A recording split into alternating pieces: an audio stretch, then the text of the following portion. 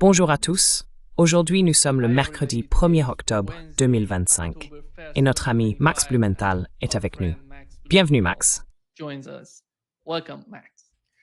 Ravi de te voir, Nima.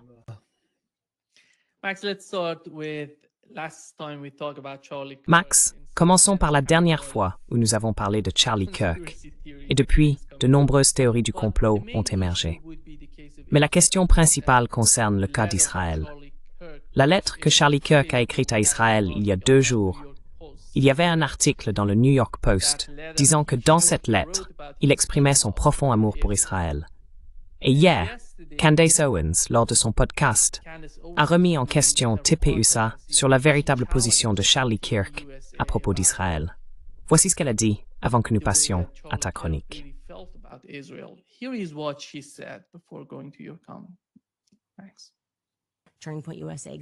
Merci.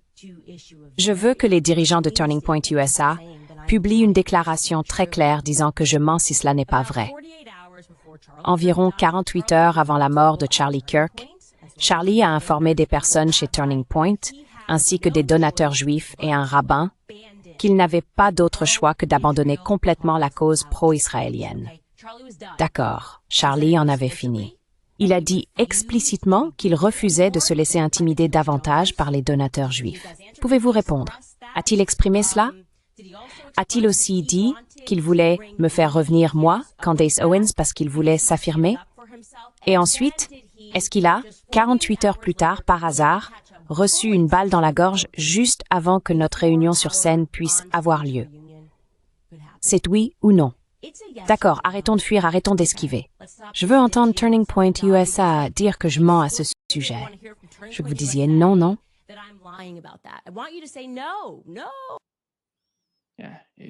Oui, tu comprends comment elle est. Mais comment vois-tu toute la situation avec Charlie Kirk et Israël, Max?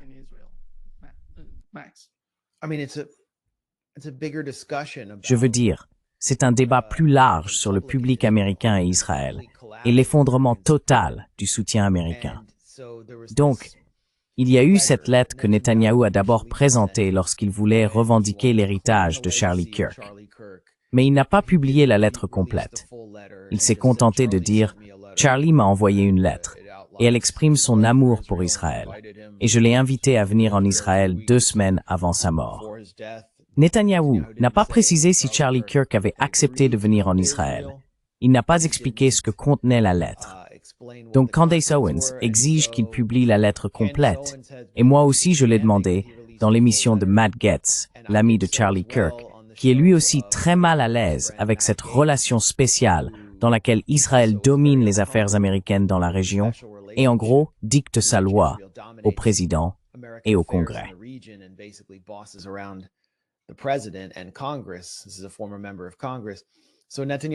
C'est un ancien membre du Congrès. Donc, peu de temps après cela, Netanyahou, ou quelqu'un de proche de Netanyahou, publie cette lettre. C'était manifestement un exercice de gestion de crise. La lettre est une reproduction numérique de quelque chose. Elle n'est pas datée. Et ce qu'elle contient est plus complexe que la façon dont certains ont tenté, délibérément ou non, de la présenter, pour faire passer Charlie Kirk pour un fervent, inconditionnel, indéfectible soutien d'Israël. Par exemple, Bill Ackman a promu cette lettre, tout comme le New York Post. Bill Ackman, le milliardaire proche de Netanyahou, que j'ai révélé avoir organisé ce sommet secret d'influenceurs pro-Israël avec Charlie Kirk en août dernier. Il tenait donc à montrer que Charlie Kirk soutenait Israël.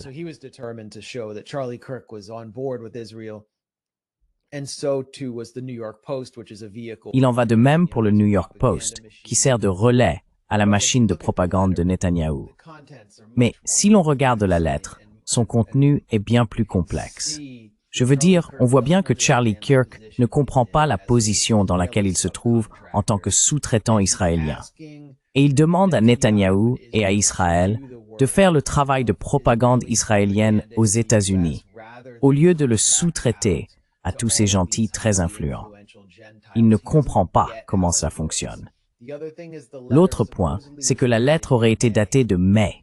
Et on a presque l'impression que cela remonte à des années-lumière de l'endroit où Charlie Kirk s'est retrouvé en août, après ce sommet d'influenceurs très inconfortable où il s'est fait hurler dessus par une fanatique sioniste, une avocate britannique nommée Natasha Hausdorff.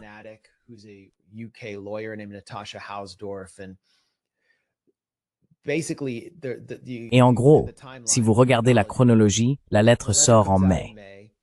Il exhorte également Netanyahou à défendre lui-même la guerre contre l'Iran et affirme que l'opinion publique américaine est opposée à la guerre et qu'il ne veut pas être un lobbyiste pour une guerre menée pour un autre pays dans cette lettre. La guerre éclate en juin. Charlie Kirk est à la Maison-Blanche pour faire pression contre la guerre. C'est un fait. J'ai été le premier à le rapporter. Et ensuite, J.D. Vance, le vice-président des États-Unis, a corroboré ce que j'ai rapporté, tout comme Tucker Carlson. Puis en juillet, lors du Student Action Summit de TPUSA en Floride, Tucker Carlson s'en prend à Bill Ackman.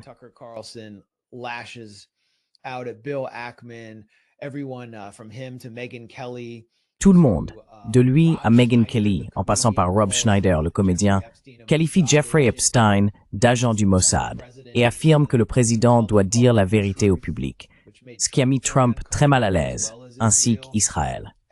Et ils ont ce débat sur le génocide à Gaza avec le comique Dave Smith, un juif antisioniste, sur scène. On n'est pas censé débattre de cela. Donc Charlie Kirk, il ne fait plus que ses donateurs attendent de lui. Ses donateurs veulent une loyauté totale envers Israël. Et ils veulent que les gentils influents défendent l'État juif autoproclamé aux États-Unis. Il ne le fait plus. Puis, lors du sommet des influenceurs en août, le lendemain de ce sommet, il va dans l'émission de l'ancienne animatrice de Fox News, Megyn Kelly, et se plaint des parties prenantes et des bailleurs de fonds qui le dirigent. Et il déclare « J'ai moins de liberté pour critiquer Israël que les Israéliens eux-mêmes ».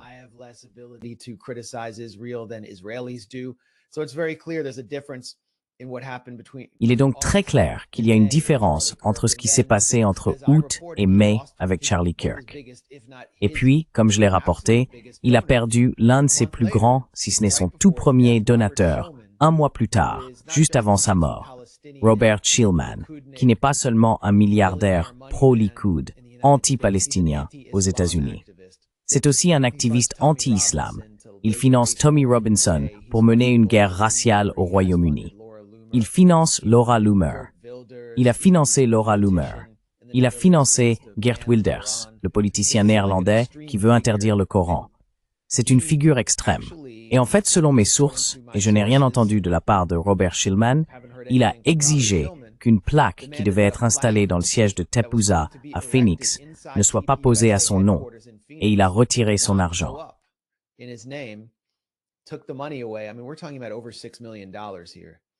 Je veux dire, on parle ici de plus de 6 millions de dollars qu'il aurait prétendument versés.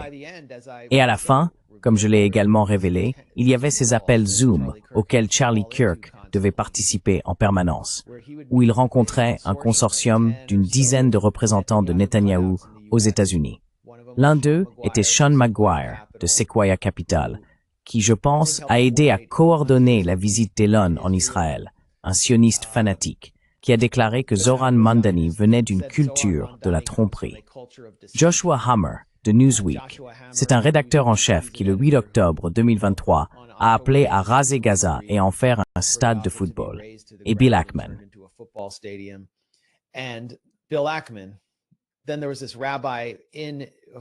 Il y avait aussi ce rabbin, un rabbin américain, qui vit maintenant dans une colonie israélienne, Pesach Woliki, qui était en quelque sorte le référent israélien personnel de Charlie Kirk et qui disait lui parler presque tous les jours.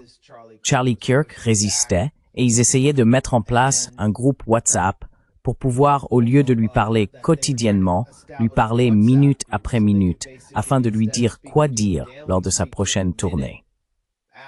Ils étaient vraiment inquiets à propos de cette tournée, car ses proches de Netanyahou pensaient que Charlie Kirk serait assailli par des étudiants conservateurs, qui lui poseraient des questions embarrassantes sur la relation entre les États-Unis et Israël. Et il voulait qu'il défende Israël, mais il ne pensait pas qu'il allait le faire.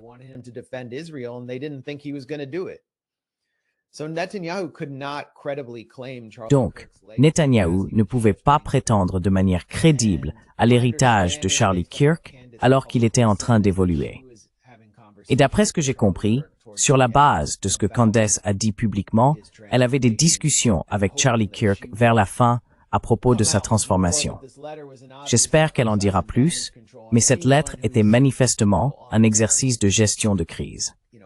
Et toute personne du camp antisioniste qui pense que cette lettre prouve que Charlie Kirk n'était qu'un fanatique pro-Israël ne comprend pas le véritable rôle qu'il jouait, ni ce que cela révèle sur le rôle plus large des opérateurs politiques qui dépendent essentiellement de cette classe de donateurs milliardaires sionistes aux États-Unis.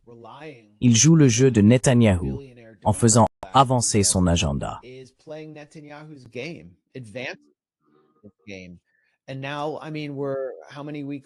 Et maintenant, je veux dire, combien de semaines se sont écoulées depuis cet assassinat? Nous avons tellement appris. Il reste encore de nombreuses questions sur l'assassinat lui-même, mais nous en avons appris bien plus sur la façon dont Netanyahou opère. Quand je parle de Netanyahou, c'est parce qu'il représente la mafia politique dominante en Israël, qui s'est particulièrement enracinée au sein du Parti républicain grâce à l'argent des Adelson, de la famille Marcus et de diverses autres sortes de mafias sionistes aux États-Unis. Ils sont totalement concentrés sur le Parti républicain et la base conservatrice. C'est pourquoi je parle de relais de Netanyahou.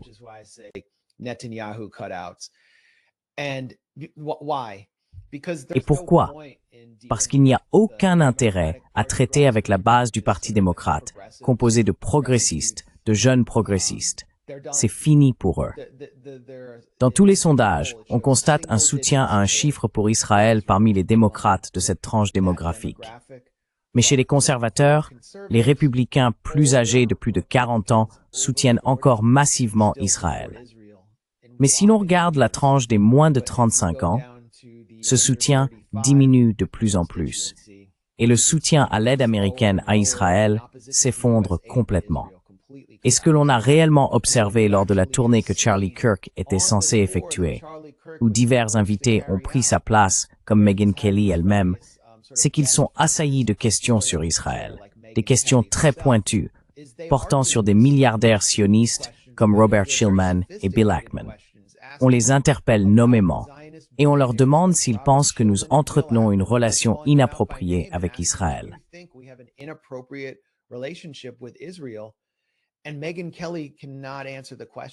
Et Megyn Kelly ne peut pas répondre aux questions.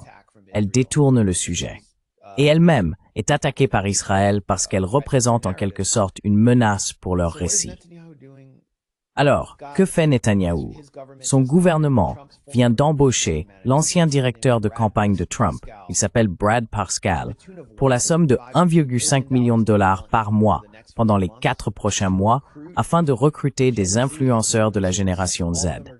Ils seront tous orientés vers le conservatisme, anti-woke, provocateurs sur les questions raciales, et ils vont manipuler l'algorithme de ChatGPT, travailler sur des mécanismes pour s'assurer que ChatGPT ne fournisse pas de réponses qui contredisent le récit israélien.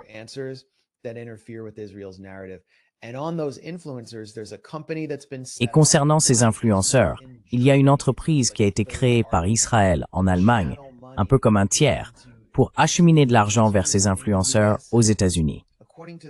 Et selon le contrat, si on fait le calcul, certains influenceurs sont payés 7 000 $ par publication. Ce qui signifie qu'ils pourraient toucher environ 100 000 $ par mois. Je veux dire, je ne sais pas combien rapporte le dialogue, mais c'est très tentant, si on n'a pas d'âme, de simplement se vendre. Je veux dire, il y a une personne qui touche probablement des millions de dollars, il recrute des figures culturelles. Azealia Banks, cette rappeuse déchue qui fait beaucoup de bruit sur Twitter, X, va se produire en Israël le 7 octobre. Ils l'ont tout simplement achetée. Vous savez, ils ont remarqué qu'elle critiquait les Palestiniens. Alors, ils l'ont achetée.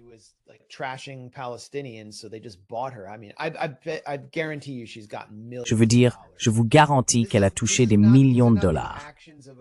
Donc, ce ne sont pas les actions d'un pays qui a confiance en son récit et qui pense qu'il gagne la bataille de l'opinion publique. Ce sont les convulsions de la mort. C'est en quelque sorte le râle d'agonie d'un complexe Hasbara valant plusieurs milliards de dollars. Et à Washington, D.C., où je me trouve, la ville est maintenant remplie de ces camions publicitaires affichant des images de personnes effrayées le 7 octobre et des atrocités du 7 octobre, dont beaucoup ont en réalité été commises par l'armée israélienne contre ses propres citoyens. Ils sont partout à D.C. Je veux dire, il y a des dizaines de ces camions. Qui paie pour ça? Donc, ils sont en train de perdre. Et Charlie Kirk a vraiment été l'un des symboles les plus clairs de la défaite de la propagande israélienne. C'est pourquoi ils essayent de retourner la situation et font autant de gestion de crise.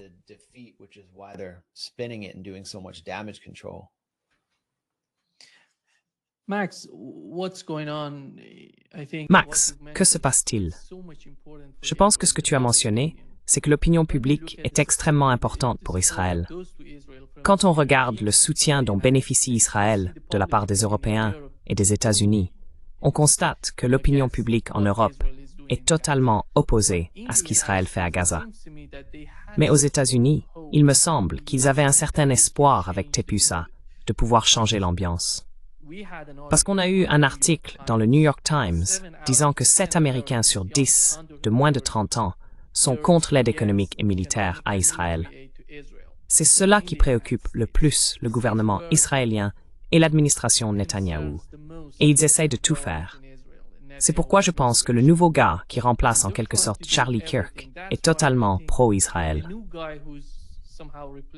Penses-tu qu'il croit vraiment pouvoir changer ou remodeler l'opinion publique des jeunes aux États-Unis?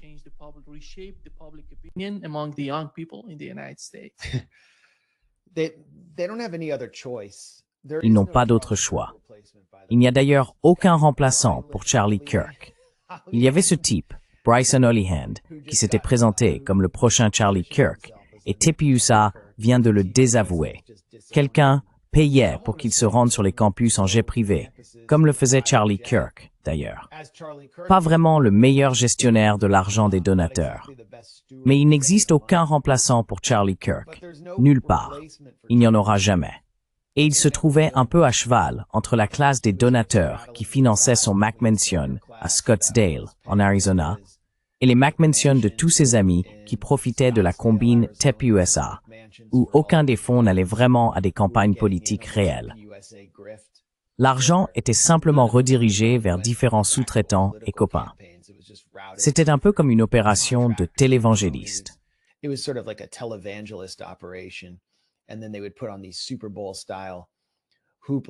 Et puis, ils organisaient ces événements remplis de tapage façon Super Bowl, avec des feux d'artifice tape à l'œil, mais je ne suis pas sûr de l'effet qu'ils avaient, à part établir une sorte de récit.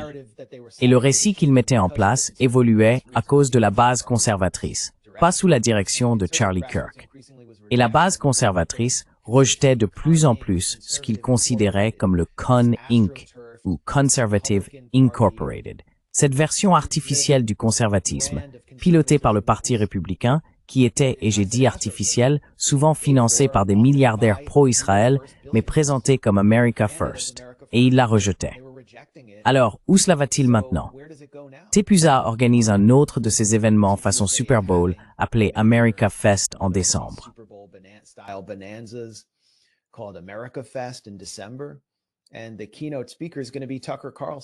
Et l'orateur principal sera Tucker Carlson. Ils ne l'ont pas remplacé. Et Marjorie Taylor Greene, la principale critique d'Israël au Congrès aujourd'hui, est plus virulente qu'AOC et la plupart des membres du squad. Je veux dire, on n'entend même pas parler d'eux, ces membres de l'aile gauche progressiste du Parti démocrate. On les entend à peine sur ce sujet, en partie parce que Trump est président. Donc la friction se situe entre Marjorie Taylor Greene et Trump, qui a contribué à la faire émerger. Et cette friction sera présente sur scène à TEPUSA. Qu'a dit Tucker Carlson lors de la commémoration de Charlie Kirk? Il a dit, vous savez, il l'a comparé à Jésus-Christ, qui était un peu extrême. Puis il a ajouté que des gens qui étaient assis à manger du houmous n'aimaient pas ce que Jésus disait. Alors ils ont décidé de le tuer. Je veux dire, qui est assis à manger du houmous aujourd'hui? Qui aurait tué Charlie Kirk? Je veux dire, c'était juste, je ne sais pas, Tyler Robinson, est-ce qu'il mangeait du houmous, genre du houmous sabra, dans son appartement avec son colocataire Furry? Est-ce que c'est ce que Tucker Carlson sous-entendait? Je ne pense pas. Donc Tucker franchit vraiment certaines lignes rouges pour le mouvement sioniste. Ils le détestent. Ils veulent vraiment faire taire Tucker Carlson. Et ils n'y arrivent pas. Donc ce genre de train continue d'avancer. Et c'est un train fantôme. TPUSA, c'est juste comme ce train fantôme, qui a des tonnes d'argent grâce à la figure et à l'image de Charlie Kirk. Et tout le monde se bat pour essayer de revendiquer son héritage.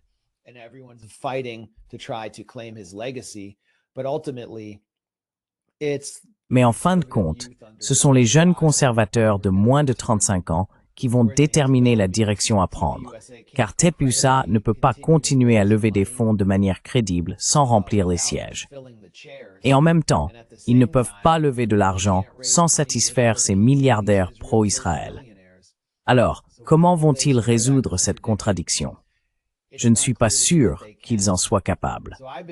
J'ai donc prédit que l'affrontement que nous avons vu lors de la Convention démocrate de 2024, où les démocrates ont dû empêcher un potentiel discours d'un orateur palestinien et bloquer des résolutions contre le génocide à Gaza, Kamala Harris a prononcé une rhétorique pathétique sur la souffrance des civils palestiniens, avant d'ajouter « Mais,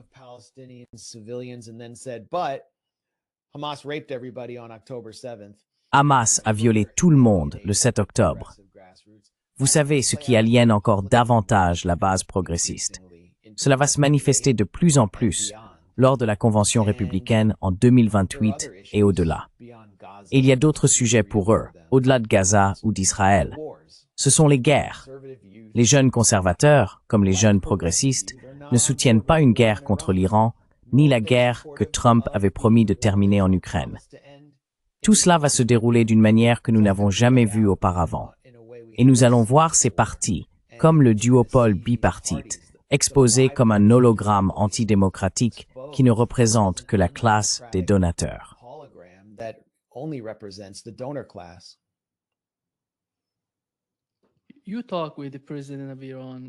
Vous avez parlé avec le président iranien lorsqu'il est venu à New York. Quelle était sa position? Qu'a-t-il dit à propos du conflit? Parce que comme nous le savons, les ravitailleurs aériens, les États-Unis, les ont déplacés vers l'Europe il y a 3 jours et ils sont maintenant arrivés à la base aérienne d'Al-Udeid au Qatar. Ils essayent de faire quelque chose, le même type de mouvement que nous avons observé lors du premier conflit direct entre l'Iran et Israël. Il semble qu'ils se préparent à agir. Et quelle était l'ambiance du côté iranien?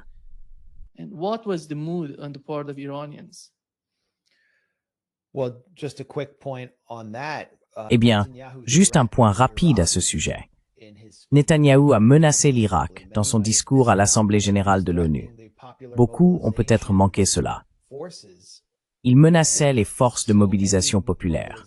Ainsi, toute mobilisation des États-Unis dans la région pour soutenir une frappe israélienne pourrait désormais aller au-delà de l'Iran. Netanyahou, je crois qu'il a brandi le panneau, son graphique sur la bénédiction et la malédiction s'étend profondément en Irak. Et c'est un problème pour les États-Unis, car les forces de mobilisation populaire ont au moins temporairement ou momentanément contribué à stabiliser l'Irak en s'intégrant à l'armée irakienne. Ce ne sont pas des milices.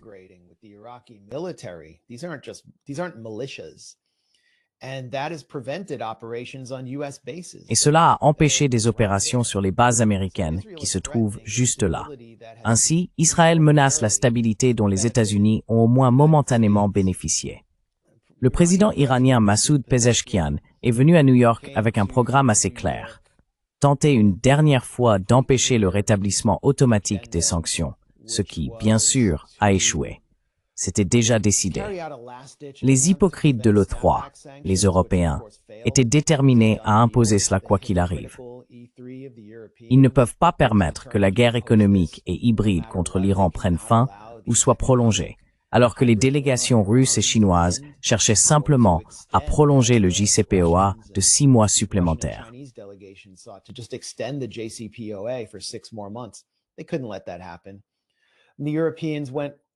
Ils ne pouvaient pas laisser cela se produire. Les Européens ont totalement suivi l'attaque israélienne non provoquée contre l'Iran en juin dernier.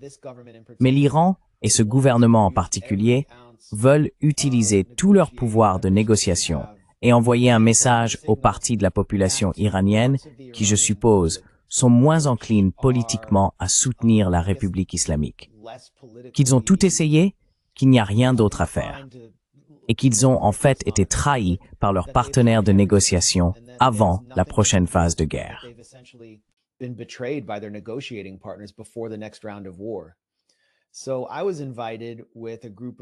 J'ai donc été invité avec un groupe de journalistes, d'analystes, de groupes de réflexion et de militants pour la paix à une réunion officielle en dehors de l'ONU avec Pezeshkian.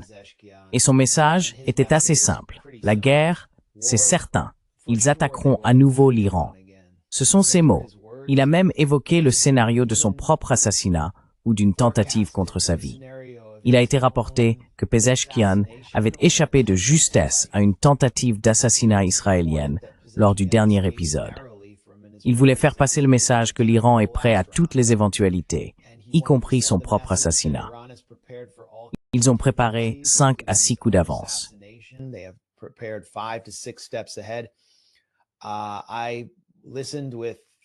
J'ai écouté avec une certaine appréhension, et je dirais même de l'horreur, votre interview plus tôt avec mon ami Mohammad Marandi, où il a dit à peu près la même chose, à savoir que l'Iran est prêt à le remplacer, lui aussi.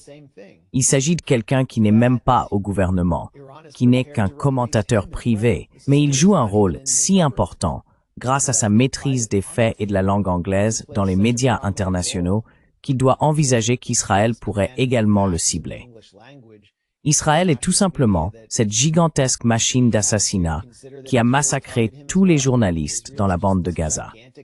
Désormais, même les commentateurs privés en Iran doivent envisager qu'ils pourraient avoir une cible dans le dos. C'est pour cela que l'Iran se mobilise.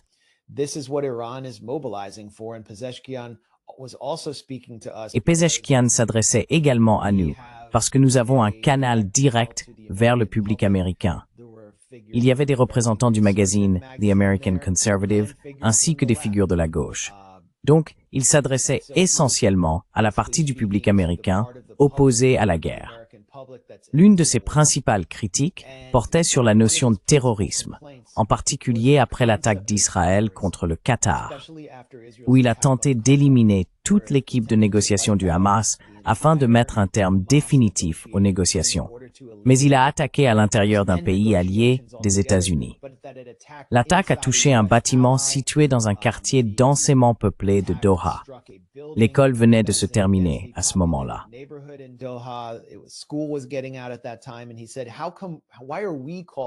Et il a dit, « Comment se fait-il? Pourquoi sommes-nous qualifiés de terroristes alors qu'Israël mène non seulement une guerre sur 7 fronts et massacre des enfants à Gaza, mais attaque aussi à l'intérieur d'un pays allié des États-Unis, dans un quartier densément peuplé de civils, et mène des assassinats partout dans le monde. » C'est un sujet sur lequel il a passé beaucoup de temps et d'énergie, à se plaindre de la conception occidentale du terrorisme. Enfin, Pezeshkian a en quelque sorte sollicité des avis sur la manière dont les relations pourraient être améliorées entre les États-Unis et l'Iran, car il semble avoir renoncé à toute capacité d'influencer le président américain et son administration. Il a dit que Steve Witkoff, l'envoyé pour le Moyen-Orient, viendrait à Doha pour ses réunions et négociations.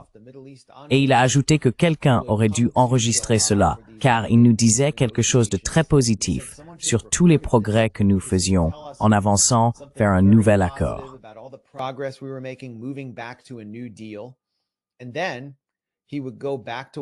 Et puis, il retournait à Washington et formulait à notre égard des exigences belliqueuses qui donnaient l'impression qu'Israël lui avait soufflé ses propos. L'hypocrisie était si stupéfiante qu'il ne croit plus possible de collaborer avec les Américains.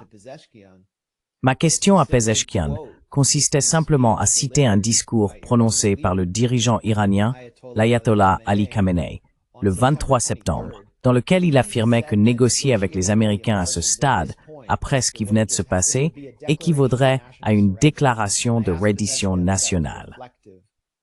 J'ai donc demandé à Pezeshkian si cela reflétait sa propre opinion, en partie à cause du format de la réunion, car il y aurait 2 séries de questions, puis Pezeshkian répondrait de manière générale en résumant l'ensemble des questions.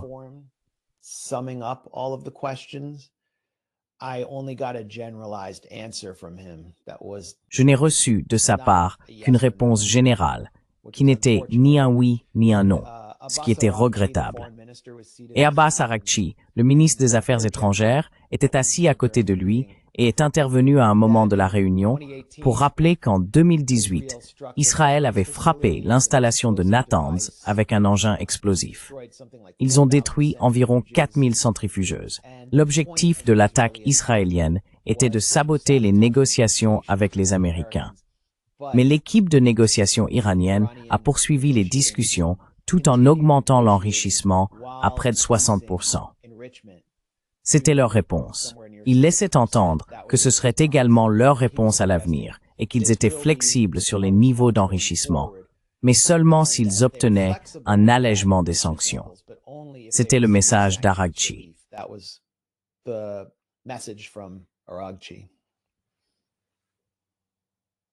Max, en ce qui concerne l'Iran et la guerre avec l'Iran, penses-tu que les principaux objectifs des États-Unis et d'Israël sont les mêmes? Ou bien sont-ils différents dans leur manière de percevoir le conflit, la guerre avec l'Iran?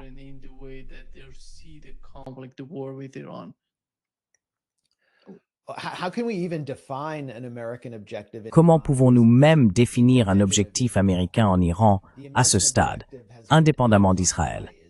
L'objectif américain a été défini par Israël et façonné par Israël au fil de plusieurs décennies.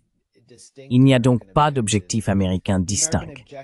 L'objectif américain devrait être de négocier la paix avec l'Iran pour parvenir à des accords commerciaux mutuellement bénéfiques, des accords d'import-export, afin que les États-Unis puissent avoir de l'essence moins chère.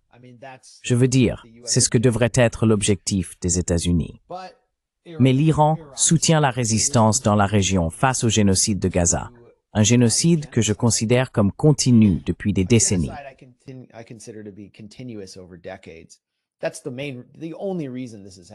C'est la seule raison pour laquelle cela se produit. Il n'est pas nécessaire de piller l'Iran pour obtenir des accords avantageux sur le pétrole. Et en fin de compte, suivre l'objectif israélien lors de la prochaine étape pourrait entraîner la fermeture du détroit d'Ormuz, ce qui dévasterait l'économie mondiale et aggraverait encore la situation du consommateur américain qui commence déjà à subir les effets des tarifs maximalistes et erratiques de Trump. Ainsi, l'objectif israélien est celui de Netanyahou, à savoir le changement de régime, et cela devient l'objectif américain. Le prétexte, c'est l'existence de stocks d'uranium enrichi à 60% quelque part en Iran.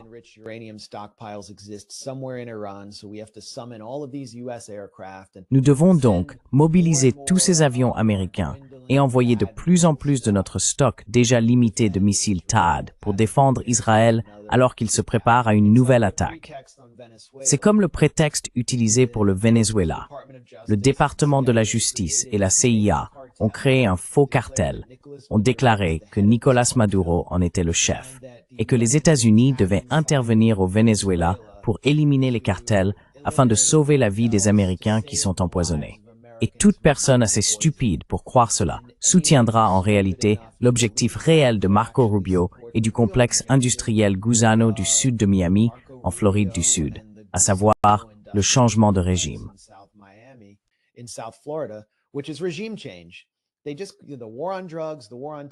La guerre contre la drogue, la guerre contre le terrorisme, ce ne sont que de faux prétextes pour l'intervention des États-Unis.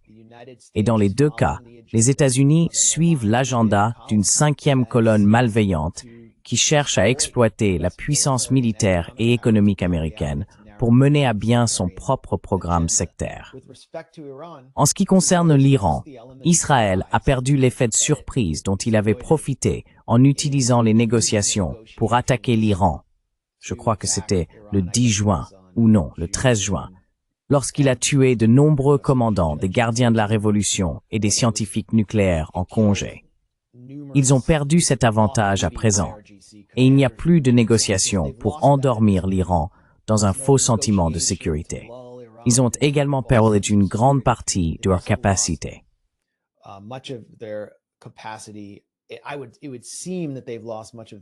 Il semblerait qu'ils aient perdu une grande partie de leur capacité à attaquer de l'intérieur via des cellules du Mossad, notamment avec ces sortes de bases secrètes de drones à l'intérieur de l'Iran, qui ont effectivement causé beaucoup de dégâts. Il y a eu de nombreuses expulsions de migrants afghans qui étaient considérés comme une base potentielle pour le recrutement du Mossad en Iran. Ils ont perdu cela. Mais la chose la plus importante qu'ils ont perdue, et Pazeshkian l'a évoqué, c'est la menace d'un changement de régime venant de l'intérieur, de la part du peuple iranien. Je pense que l'un des éléments, c'était le meurtre de civils et les attentats à la voiture piégée à Tajrish, dans le nord de Téhéran, où une partie importante de la population s'oppose à la République islamique. La classe moyenne et supérieure commence alors à être prise pour cible, et elle se rallie autour du drapeau et soutient l'armée.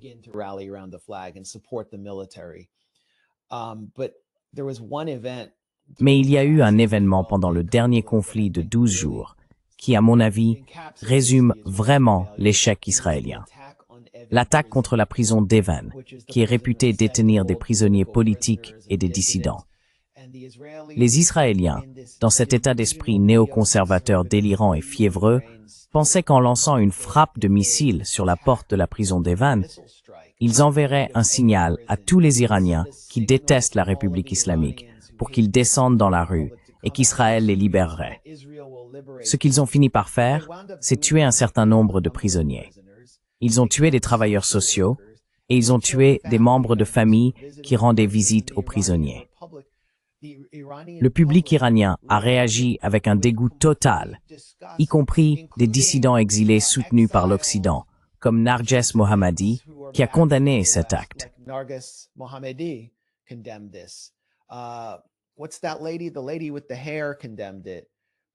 Comment s'appelle cette femme, la femme avec les cheveux, qui l'a condamné, dont le nom m'échappe en ce moment, qui est en fait essentiellement un agent de la CIA. Donc, les Israéliens ont complètement échoué à créer le chaos dans les rues. Donc cette fois-ci, je pense que la prochaine manche sera très différente, et l'idée d'un changement de régime est écartée. Ce sera une phase de conflit beaucoup plus violente. Et je pense que l'objectif israélien ici, pour revenir au début de mes propos sur cette question, est d'entraîner les États-Unis encore plus profondément. Peut-être de pousser les États-Unis à déployer davantage de leurs moyens navals, à engager les États-Unis dans des combats beaucoup plus rapprochés avec l'Iran et finalement à mettre des troupes au sol. Chaque mort américaine contre l'Iran sera une mort de soldats américains pour Israël. C'est un fait.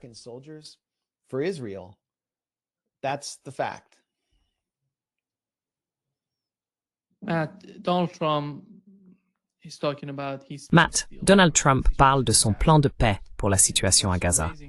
Et ce qui est incroyable, c'est qu'il ne mentionne pas le droit des Palestiniens, des Gazaouis, à décider de leur avenir. Que veulent-ils être? Quel est l'avenir qu'ils imaginent? Et quand on regarde ces 20-21 points qu'il évoque dans ce plan, selon vous, quels sont les points les plus importants de cet accord de paix? Et est-ce que cela sera possible avec ce qui se passe actuellement à Gaza? Parce que Netanyahou est sorti en disant qu'il s'en fiche, qu'il ne se retirera pas de Gaza. Alors, au final, quel est l'intérêt de ce plan de paix selon vous?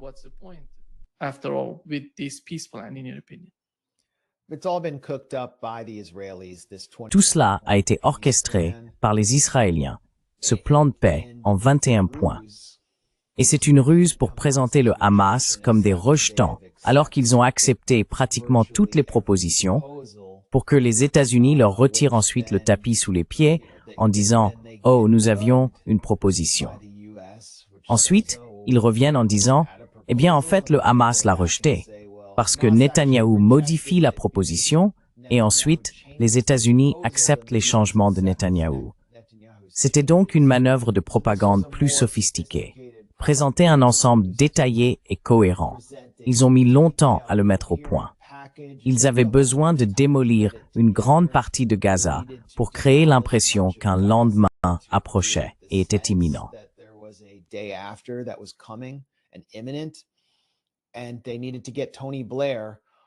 ils avaient besoin de rallier Tony Blair, un peu comme L. Paul Bremer, en référence au chef de l'autorité provisoire de la coalition, qui a été un désastre total et absolu pour le peuple irakien pendant l'occupation américaine de l'Irak. Reconditionné pour Gaza avec diverses solutions technologiques qui profiteront à Tony Blair et à son Tony Blair Institute, lequel a reçu quelque chose comme 300 millions de dollars de Larry Ellison, le milliardaire ultrasioniste à la tête d'Oracle, le sous-traitant de données de la CIA et d'Israël. Tout cela, ce sont, vous savez, des incitations. Tony Blair ne voit ici que l'appât du gain. Donc, vous avez Tony Blair à la tête de l'Autorité internationale de transition pour Gaza. Je viens de consulter leurs documents sur la structure institutionnelle et c'est risible.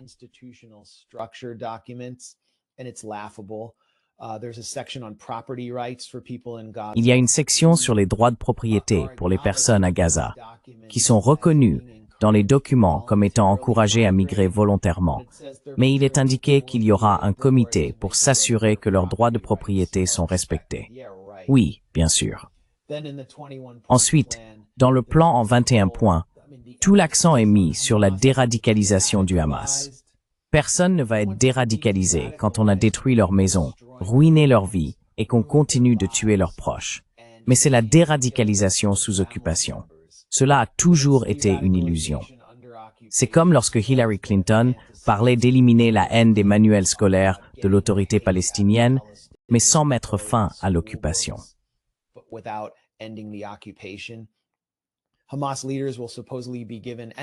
Les dirigeants et membres du Hamas se verraient soi-disant accorder un passage sécurisé s'ils déposaient les armes. Et ensuite, l'utopie s'ensuivrait. C'est une véritable farce. Il s'agit d'un plan de pacification destiné à poursuivre le génocide, avec le soutien d'au moins certaines personnalités connues de la communauté internationale. Et cela ne mettra pas fin à la violence contre Gaza, car comme nous l'avons vu en Syrie, lorsque la Syrie a accepté d'être pacifiée sous la direction imposée de l'ancien chef d'Al-Qaïda, Ahmed al-Shara, Israël a continué d'attaquer, jour après jour, semaine après semaine, détruisant les restes de l'armée arabe syrienne, détruisant les bases potentielles que la Turquie mettait en place pour former la nouvelle armée syrienne. Les attaques continuent. Je crois qu'hier à Quneitra, l'armée israélienne a même arboré des drapeaux israéliens sur le Golan occupé.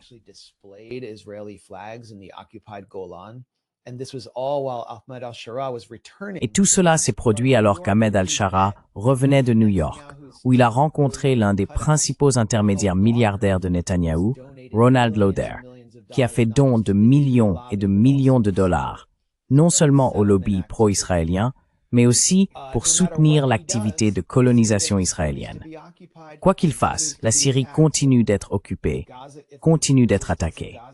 Donc si la résistance à Gaza abandonne, elle recevra le même traitement. Regardez ce qui se passe dans le sud du Liban. Il y a un cessez-le-feu entre le Hezbollah et Israël. Et que fait Israël? Il combat. Il mène sa stratégie de guerre entre les guerres, ou de tonte de la pelouse, où il continue de tuer des membres du Hezbollah, continue d'attaquer les habitations de la population du sud du Liban et exerce une pression sur le gouvernement fantoche de Nawaf Salam pour désarmer le Hezbollah, avec l'aide des États-Unis. Il implies une paix.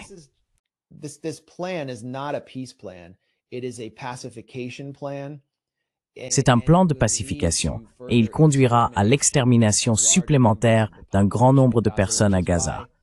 C'est pourquoi le Hamas a réaffirmé sa ligne rouge en refusant de déposer les armes, tout comme le Hezbollah a réaffirmé cette même ligne rouge. Et je pense qu'après l'anniversaire de la tentative d'assassinat contre Hassan Nasrallah, il est de plus en plus clair quel rôle a joué le Hezbollah? Empêcher les troupes israéliennes et les occupants israéliens d'entrer au Liban et protéger le peuple libanais contre eux. Et s'ils se désarment, vous verrez Israël avancer jusqu'au fleuve Litanie et commencer à adopter un rôle de plus agressif sur le territoire libanais. Retenez bien ce que je dis.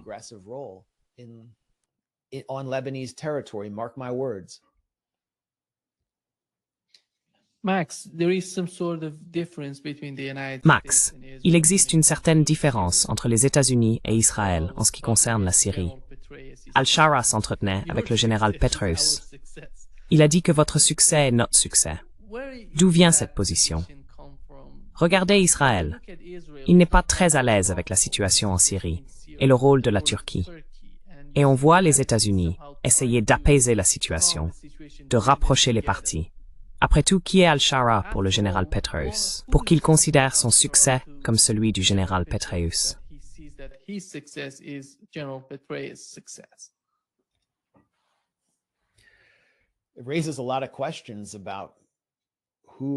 Cela soulève de nombreuses questions sur qui était Al-Shara, alias Mohamed Jolani, lorsqu'il est sorti du camp Bouka.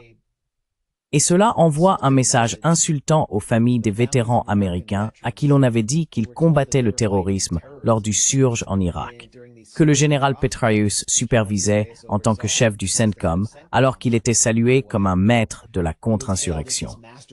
Eh bien, il combattait ce groupe insurgé dont Mohamed Jolani était un membre montant, Al-Qaïda en Mésopotamie.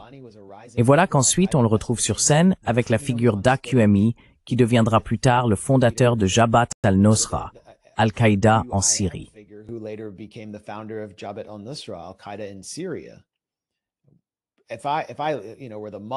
Si j'étais la mère d'un vétéran mort en Irak, je serais vraiment écœuré et en colère contre Petraeus. Et je comprendrais que je devrais affronter la réalité, que mon fils n'avait été qu'un pion dans cette grande conquête géopolitique du Moyen-Orient, le grand jeu. Et c'est le rôle que Shara joue pour Petraeus. Petraeus a été très proche des différents acteurs du renseignement américain qui gèrent la sale guerre en Syrie. Je le voyais entrer dans des réunions. Une fois, j'ai assisté à une réunion des casques blancs syriens, qui était une carte majeure du soft power pour les États-Unis, la Turquie et le Qatar dans la sale guerre syrienne.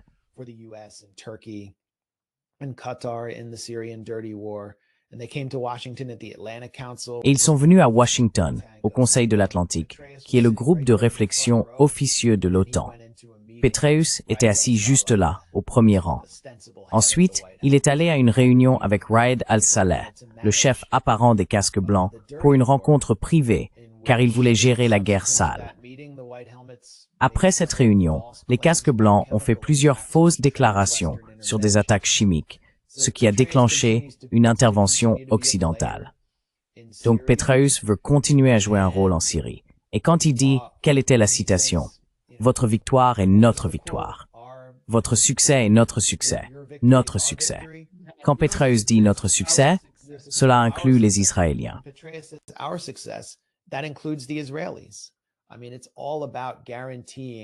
Je veux dire, il s'agit essentiellement de garantir la profondeur stratégique d'Israël en Syrie, ce qui signifie, en fait, abandonner le Golan.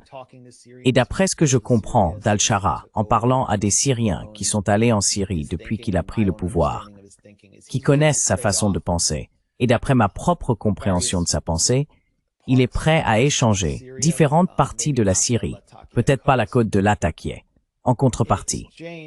Je veux dire, il est prêt à se soumettre en quelque sorte à Israël, mais son véritable objectif est de transformer les zones qu'il contrôle, les 4 principaux centres de population, en une sorte de Kandahar et d'importer ce type d'islam takfiri en Syrie que rejette une grande partie de la population syrienne.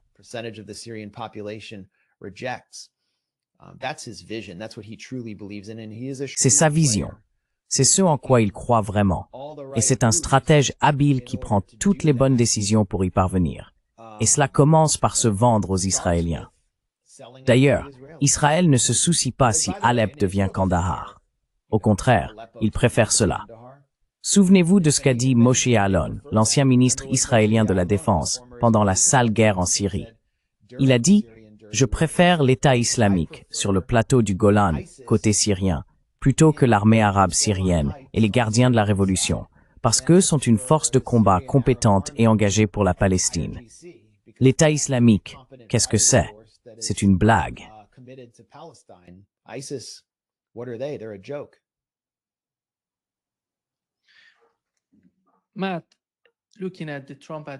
Matt, en regardant l'administration Trump, Donald Trump a été élu en affirmant qu'il était un négociateur. Il veut négocier avec l'Iran, avec la Russie. Ce qui arrive au dollar est dû à ces guerres continues et sans fin, avec l'Iran, la Russie, avec la région. Mais si l'on regarde la façon dont il parle aujourd'hui, il parle d'envoyer des missiles Tomahawk en Ukraine. Il parle d'une nouvelle guerre avec l'Iran. Qui décide dans cette administration? Qui est le principal, le cerveau de l'administration? Y a-t-il quelqu'un là-bas qu'on pourrait qualifier de cerveau? Ou est-ce simplement une énorme, vous savez, une sorte de division au sein de l'administration, 2 forces, 3 forces, des factions qui s'affrontent à l'intérieur même de l'administration?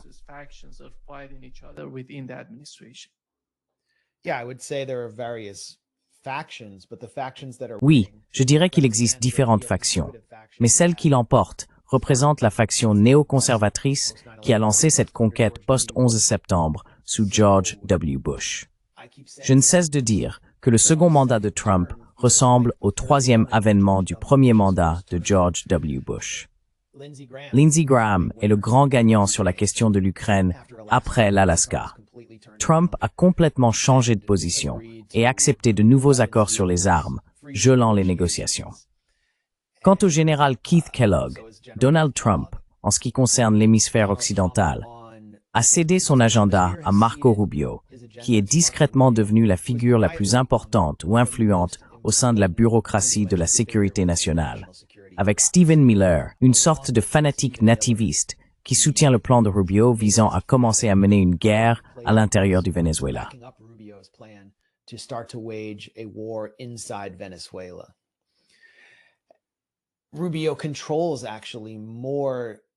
Rubio contrôle en réalité plus de postes de sécurité nationale au niveau ministériel que quiconque aux États-Unis depuis Henry Kissinger. Il n'est certes pas aussi habile que Henry Kissinger, mais il parvient à imposer sa volonté. Ainsi, ces 3 ou 4 factions ont toutes des agendas différents. La faction qui, selon moi, est en train de perdre du terrain en ce moment est celle d'Elbridge Colby, qui fait partie du cercle rapproché de conseillers en sécurité nationale de Trump. C'est un fanatique anti-Chine qui considère que l'objectif ultime de l'Empire américain est de neutraliser ou d'affaiblir la menace chinoise, car la Chine dépasse les États-Unis en tant que puissance économique mondiale, non pas par la force militaire, mais par le commerce, les infrastructures, l'initiative, la ceinture et la route, et l'expansion des BRICS. Ainsi, Elbridge Colby serait terrifié à l'idée d'un nouveau conflit avec l'Iran, car cela épuiserait encore davantage les stocks américains de missiles THAAD qu'il souhaiterait conserver.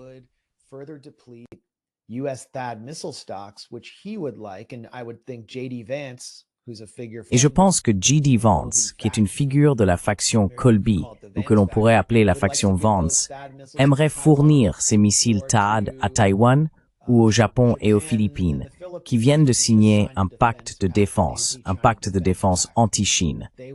Ils veulent militariser la ceinture du Pacifique et contenir la Chine. Et ils ne peuvent pas le faire parce que Israël, nous continuons à gaspiller, ou plutôt, les États-Unis continuent à gaspiller des missiles THAAD pour cette petite colonie d'apartheid folle qui ne peut pas s'empêcher d'attaquer l'Iran. Et en même temps, l'Ukraine a dû redéployer des batteries Patriot, même pour défendre Israël. La faction qui veut affronter la Chine souhaiterait finalement un accord en Ukraine et a poussé pour un accord en Ukraine qui gèle les lignes autour de Kherson et Zaporizhia.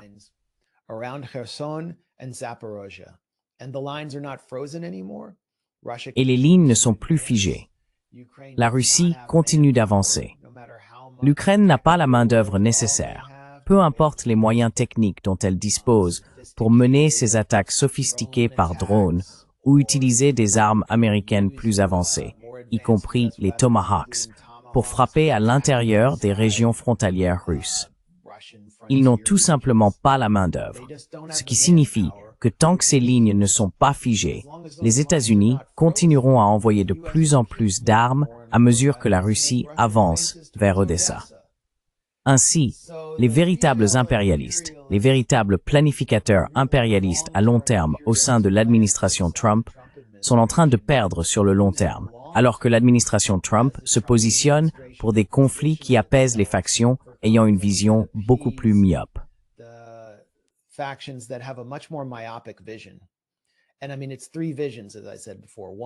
Et je veux dire, il y a trois visions, comme je l'ai dit auparavant. D'abord, Rubio, qui s'adresse au complexe industriel Gusano du sud de la Floride, ce qui est un élément clé de la stratégie électorale de Trump, gagner la Floride à tout prix. Mais aussi, Rubio partage ce zèle idéologique visant à détruire le Venezuela. Et il pense qu'une fois le Venezuela détruit, ils pourront renverser le gouvernement à Cuba, qui dépend des exportations et de l'aide vénézuélienne. Ensuite, ce sera le tour du Nicaragua. Et alors, la région sera complètement libre pour que les États-Unis puissent l'exploiter. Et puis, il y a la faction néoconservatrice sioniste.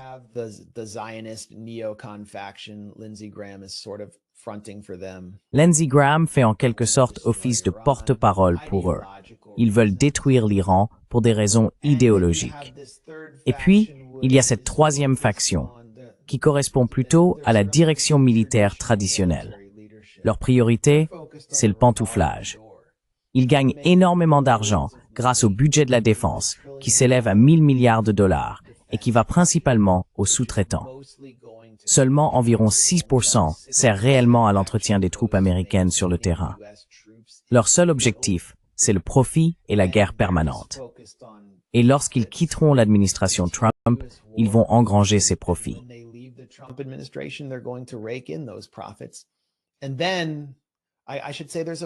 Et puis je devrais mentionner qu'il y a en quelque sorte un quatrième facteur.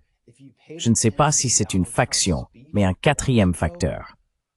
Si vous avez prêté attention au discours de Donald Trump à Quantico, qui est minimisé même par ceux qui détestent le plus Donald Trump à Washington, les libéraux et ainsi de suite, ils disent « Oh, il s'est moqué ». En gros, pour ceux qui ne le savent pas, Pete Hegseth, qui est l'un des secrétaires à la défense, les moins qualifiés, simplement à cause de son grade et de son manque d'expérience, est là essentiellement parce que c'est un communicateur efficace, ancien animateur de Fox News. Il a réuni 200 généraux américains et officiers de haut rang à Quantico.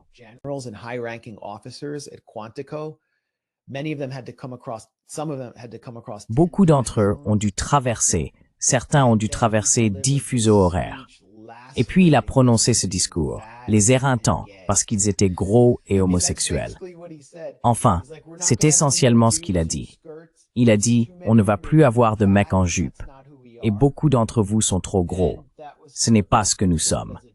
Et cela a été en quelque sorte traité comme une blague par les médias et même par les libéraux. Mais en réalité, cela prépare le terrain pour une purge politisée de l'armée, où les loyalistes de Trump seront promus à de nouveaux postes et ceux perçus comme démocrates seront évincés. Ensuite, Donald Trump monte sur scène. Il essaie de faire rire le public militaire avec ses blagues.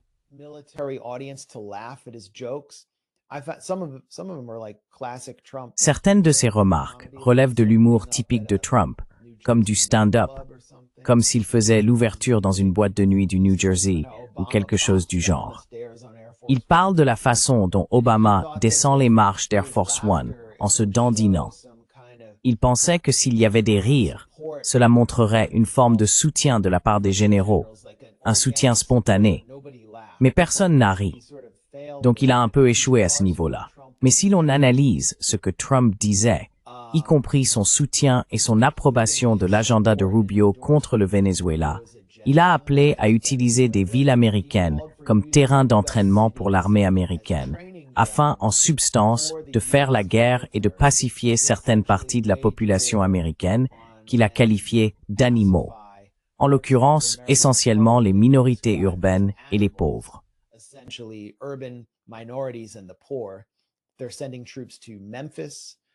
Ils envoient des troupes à Memphis cette semaine. Et il y a aussi des plans pour un déploiement à Chicago. Mais il parle des villes américaines comme de terrains d'entraînement pour des conflits étrangers.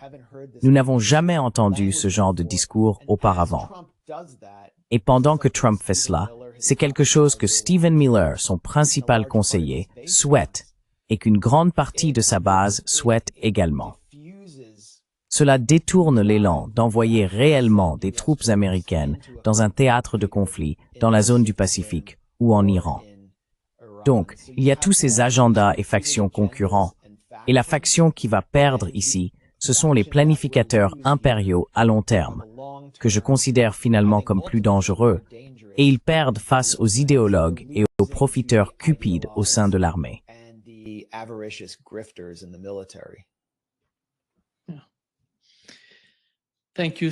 Merci beaucoup, Max, d'être avec nous aujourd'hui. C'est un grand plaisir de vous avoir parmi nous, et j'espère vous revoir bientôt.